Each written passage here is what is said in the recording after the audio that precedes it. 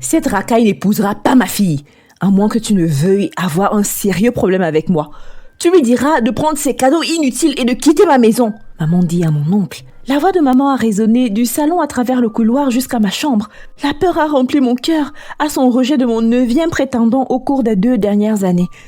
Avant de continuer cette histoire, n'oubliez pas de cliquer sur la cloche de notification afin d'être notifié à chaque nouvelle histoire postée. Merci. J'ai commencé à attirer des prétendants au mariage à l'âge de 19 ans. Maman a dit que j'étais trop jeune pour me marier à l'époque. Moi-même, j'étais d'accord avec ce qu'elle avait dit. De plus, j'avais encore mes études à terminer et une carrière à poursuivre. Les prétendants qui sont venus après cela ont été également refusés. Pendant une brève période, personne ne s'est présenté à nouveau pas de notre porte pour demander ma main.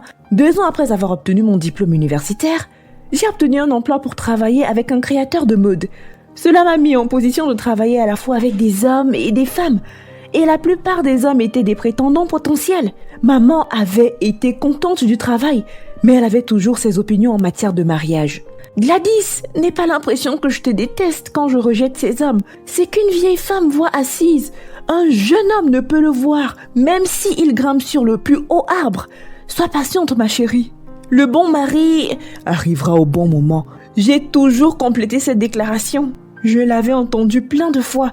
C'était maintenant devenu une sorte d'hymne. Alors, quand je l'ai entendu rejeter le 9e prétendant, j'ai eu un peu peur pour moi. Je ne rajeunis pas, voyons. J'atteindrai bientôt l'âge de 30 ans et je n'ai toujours pas de mari à moi. L'autre jour, nous avons eu une réunion de classe où tout le monde est arrivé avec un enfant ou 2, accompagnés de leur mari. J'étais la seule dame célibataire de notre classe, assez courageuse pour se présenter. On m'avait demandé même pourquoi je n'avais pas eu de bébé avant de me marier. C'était juste la suggestion la plus absurde que j'avais entendue concernant mon célibat. Je ne suis pas malade, je suis juste célibataire. Ce sont les mots avec lesquels je me consolais à chaque fois. Après le dernier fiasco avec maman, j'ai décidé que je ne lui ferais connaître aucun autre de mes prétendants.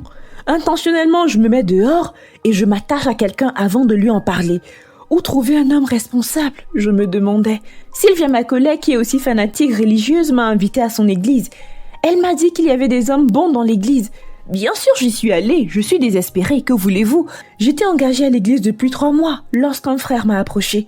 Je me suis assise dans la cour de l'église, en attendant que Sylvia voie le pasteur au sujet de son mariage à venir. Mais j'ai finalement dormi. Puis j'ai senti une tape sur mon épaule. « Gladys, n'est-ce pas ?» demanda-t-il, un dimanche après le service religieux alors que j'attendais Sylvia. « Qui demande ?»« Gédéon, enchanté de vous rencontrer. » a-t-il dit en tendant la main. « Puis-je » demanda-t-il en faisant un geste s'il pouvait s'asseoir avec moi. « Bien sûr, c'est la maison du Très-Haut.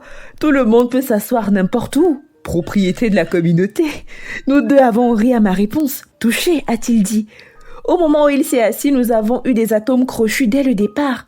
On a parlé de tout et de rien. Je lui ai parlé de mon travail, de ma mère, bien sûr en lui omettant les problèmes qu'elle causait vis-à-vis de mon mariage. Il m'a aussi parlé de lui. J'ai appris qu'il était avocat et premier-né de 3 enfants.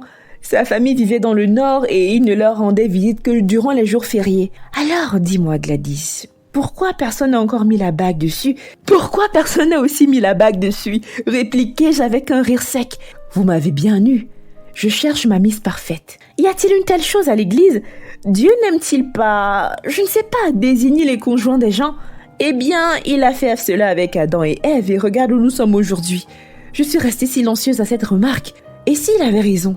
Gédéon semble être un chrétien depuis bien longtemps que moi et il semble probablement connaître ces choses.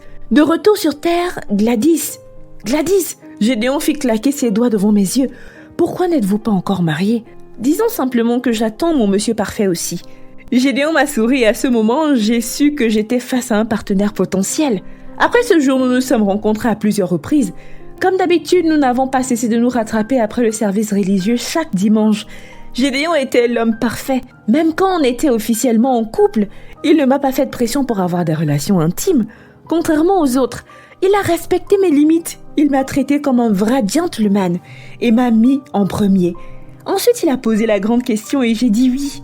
Pour la première fois, ma mère a accepté mon prétendant. Nous avons prévu de nous marier le jour de mon anniversaire. Notre pasteur a même accepté aussi et nous avons commencé à faire les préparatifs du mariage. L'ambiance était dans l'air. Autant que nous nous sommes préparés, nous n'avons pas ignoré les séances conjugales chez le pasteur et chez le psychologue. Un jour, le pasteur m'a appelé seul pour me voir. Suite à notre conversation, il a révélé quelque chose qui n'allait pas avec notre union.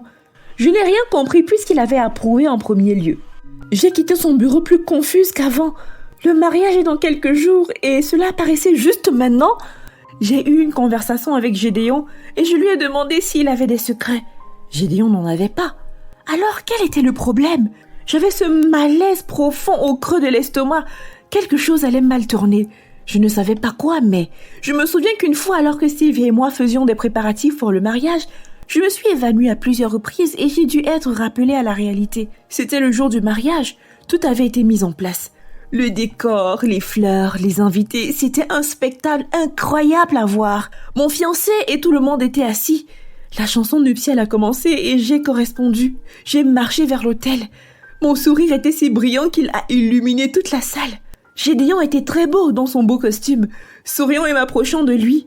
Le pasteur a traversé les normalités et j'ai dit les mots que j'avais toujours voulu dire. Je le veux.